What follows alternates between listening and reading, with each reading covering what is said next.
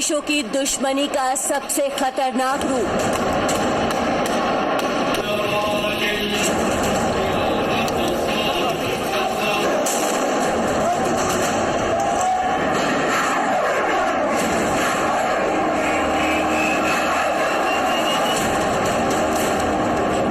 घंटे में 1000 रॉकेट से निशाना।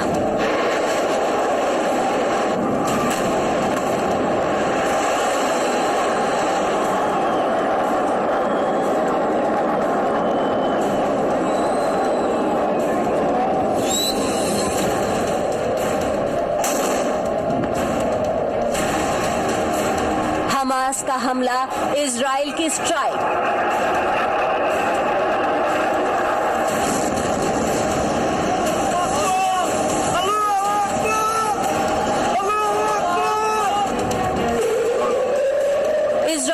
सबसे बड़ा ऑपरेशन।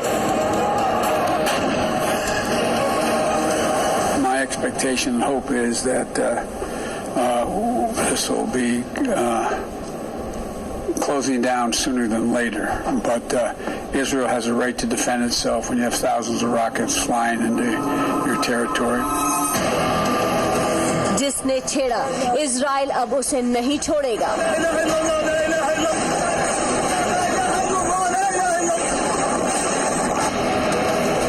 आतंकवाद पर फिर बटी दुनिया। गजा में जो बमबारी हो रही है, ये जो बर्बरियत का खेल है, इसे फिलफौर बंद होना चाहिए।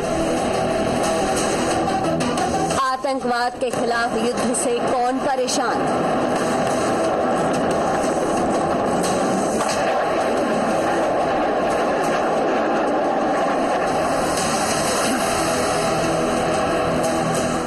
पूरी दुनिया एक तरफ कोरोना वायरस से युद्ध लड़ रही है तो दुनिया के दो देश आपस में ही लड़ रहे हैं। इजराइल और फिलिस्तीन एक बार फिर से आमने सामने हैं। करीब 7 साल बाद एक बार फिर से दोनों देशों के बीच युद्ध जैसे हालात हो गए। आतंकवादी संगठन हमास ने सोमवार से इजराइल के ठिकानों पर रॉकेट हमले शुरू कर दिए और बीते 3 दिनों में 1500 से ज्यादा रॉकेट हमला हमास ने किया है। इजराइल ने हमास को उसके ही अंदाज में जवाब देना शुरू कर दिया है। इजराइल फिलिस्तीन के गाजा पर स्ट्राइक कर रहा है। फिलिस्तीन के रॉकेट हमले से अपने लोगों को बचाने के लिए इजराइल ने आसमान में एक रक्षा कवच बनाया है जो दुश्मन के रॉकेट को हवा में ही खत्म करने की ताकत रखता है। इस अभेद्य कवच का नाम है आयरन डोम शील्ड।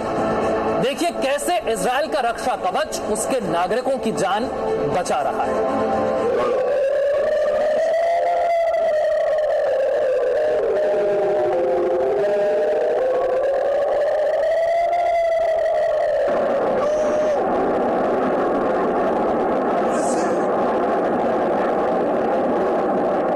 आसमान में ये पीले रंग की रोशनियां कोई साधारण आतिशबाजी नहीं बल्कि रॉकेट है और बीच बीच में जो चमक उठती दिख रही है वो दरअसल रॉकेट को रॉकेट से निशाना बनाने के बाद निकलने वाली चिंगारी है।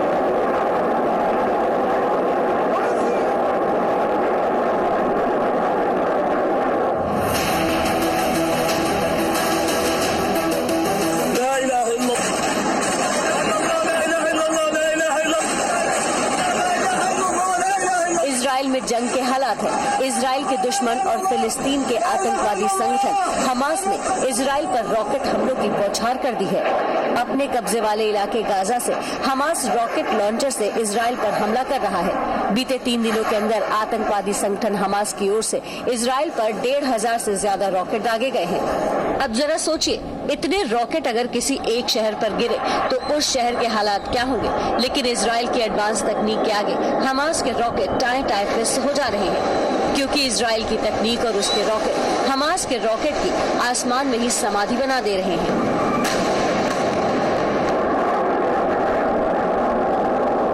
आपको आसान भाषा में समझाते हैं कि आखिर इजराइल कैसे अपने दुश्मन के रॉकेट को आसमान में ही खत्म कर दे रहा है। इजराइल की इस तकनीक का नाम है आयरन डोम शील्ड। दरअसल ये इजराइल का शक्तिशाली एयर डिफेंस सिस्टम है। इस सिस्टम के तहत इजराइल ने अपने शहरों के ऊपर एक अदृश्य सुरक्षा घेरा तैयार किया है। इस सुरक्षा घेरे को अगर दुश्मन देश के रॉकेट तोड़ने की कोशिश करते हैं तो जमीन पर मौजूद रडार सिस्टम उन रॉकेट सिग्नल्स को इंटरसेप्ट कर लेता है। इस सिग्नल की monitoring battle management control system करता है।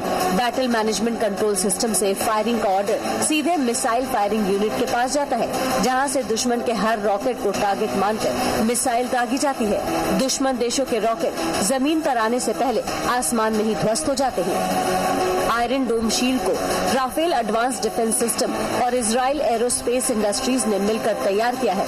अमेरिका ने इसमें आर्थिक और तकनीकी मदद दी थी। इजराइल के आयरन डोम एयर डिफेंस सिस्टम का स्ट्राइक रेट 80 से 90% है, यानी अगर दुश्मन की तरफ से 10 रॉकेट आ रहे हैं तो 8 रॉकेट को ये एयर डिफेंस सिस्टम आसमान में ही तबाह कर देता है। हालांकि हमास के कुछ रॉकेट एयर डिफेंस सिस्टम के बावजूद इजराइल के रिहायशी इलाकों में गिरे, जिसकी वजह से इजराइल को नुकसान भी उठाना पड़ा है। फिलिस्तीन के हमले में अब तक इजराइल के 7 नागरिकों की जान जा चुकी है। फिलहाल इजराइल ने हमास और फिलिस्तीन के खिलाफ सबसे बड़ी जंग छेड़ दी है। अगर ये जंग कई दिनों तक खिंची तो बहुत मुमकिन है कि दुनिया के कई और देश भी इस युद्ध में कूद सकते हैं। ब्यूरो रिपोर्ट, जी मीडिया। कहा जा रहा है कि इजराइल और फिलिस्तीनियों के बीच ताजा खूनी संघर्ष पिछले हफ्ते पहले शुरू हुआ था, जब रमजान के आखिरी शुक्रवार को पूर्वी यरूशलेम के अल अक्सा मस्जिद पहुंचे फिलिस्तीनियों की इजराइल के सुरक्षा बलों से हिंसक झड़प हो गई। इसके बाद फिलिस्तीनी सेना ने इजराइल पर रॉकेट हमले शुरू कर दिए। इसके जवाब में इजराइल ने भी रॉकेट दागे। फिलिस्तीन और इजराइल के बीच विवाद एक हफ्ते या एक महीने पुराना नहीं है, बल्कि ये झगड़ा करीब 100 साल पुराना है। और इस झगड़े की जड़ में है एक शहर और धर्म।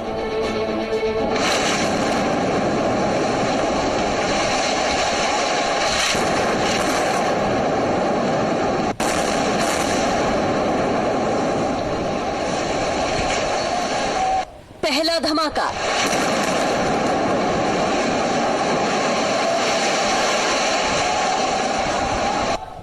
दूसरा धमाका।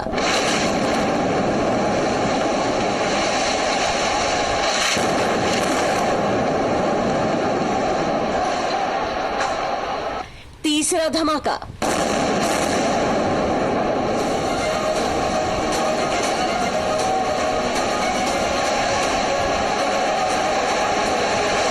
धमाकों में एक ऊंची सी बिल्डिंग ताश के पत्तों की तरह ढह गई और रह गया सिर्फ धुआं। आतंकवादी संगठन हमास के कब्जे वाले गाजा शहर में इजराइल ने एयर स्ट्राइक किया और इस बिल्डिंग का ये हाल हो गया। इजराइल और फिलिस्तीन के बीच पिछले कुछ दिनों से जो जंग चल रही है उसका एक छोटा सा ट्रेलर है ये बर्बादी।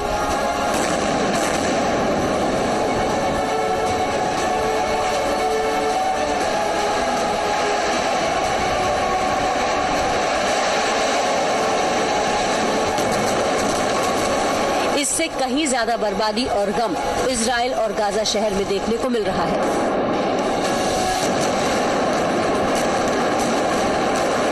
फिलिस्तीन और इजराइल के बीच दुश्मनी का इतिहास दशकों पुराना है।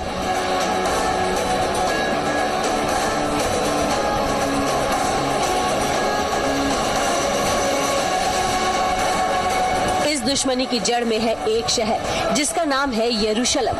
वर्ष 1948 में इजराइल एक राष्ट्र के तौर पर स्थापित हुआ, लेकिन उसे मिडिल ईस्ट इस्लामिक देशों ने कभी मान्यता नहीं दी। हालांकि काफी संघर्ष के बाद तय हुआ कि पश्चिमी यरूशलेम के हिस्सों पर इजराइल का कब्जा होगा और पूर्वी यरूशलेम के हिस्सों पर जॉर्डन का कब्जा होगा। 1967 में जब इजराइल ने सीरिया, जॉर्डन और फिलिस्तीनियों से युद्ध लड़ा तो उसने पूर्वी यरूशलेम और वेस्ट बैंक पर भी कब्जा कर लिया।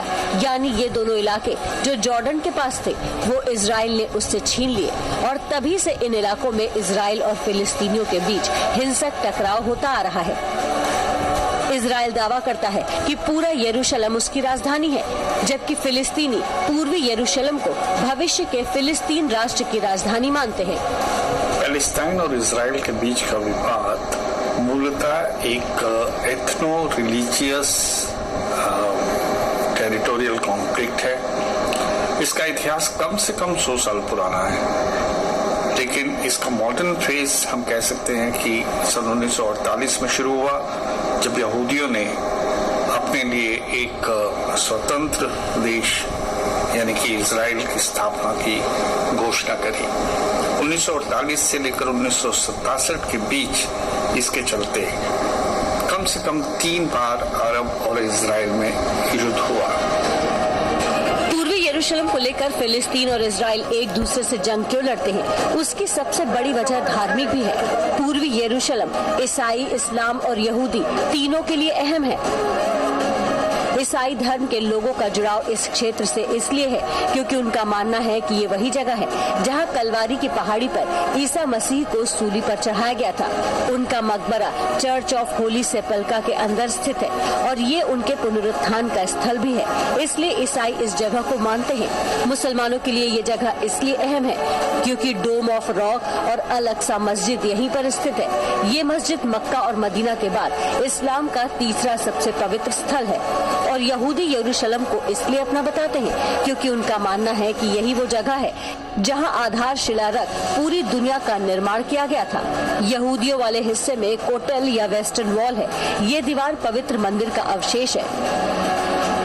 यानी यरूशलेम ईसाई, इस्लाम और यहूदी तीनों धर्मों के केंद्र में है और सारे विवाद भी यहीं से शुरू होते हैं।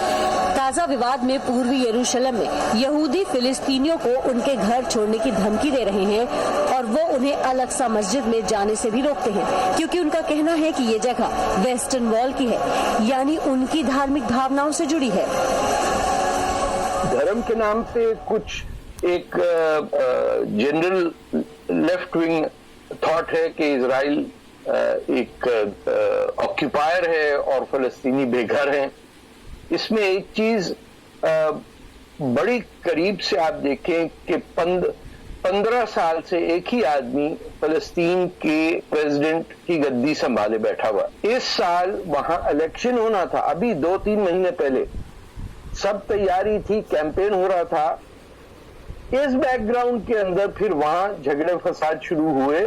जो जेरूसलम के अंदर मस्जिद अक्सा है और उसके पास झड़पें हुई, ये सब। शुक्रवार रात को रमजान के आखिरी जुमे के मौके पर हजारों लोग अल अक्सा मस्जिद पर जमा हुए, जिसके बाद हिंसा शुरू हुई। वैसे तो हर साल रमजान के महीने में यहाँ पर हिंसा होती है, लेकिन इस बार इजराइल के दुश्मन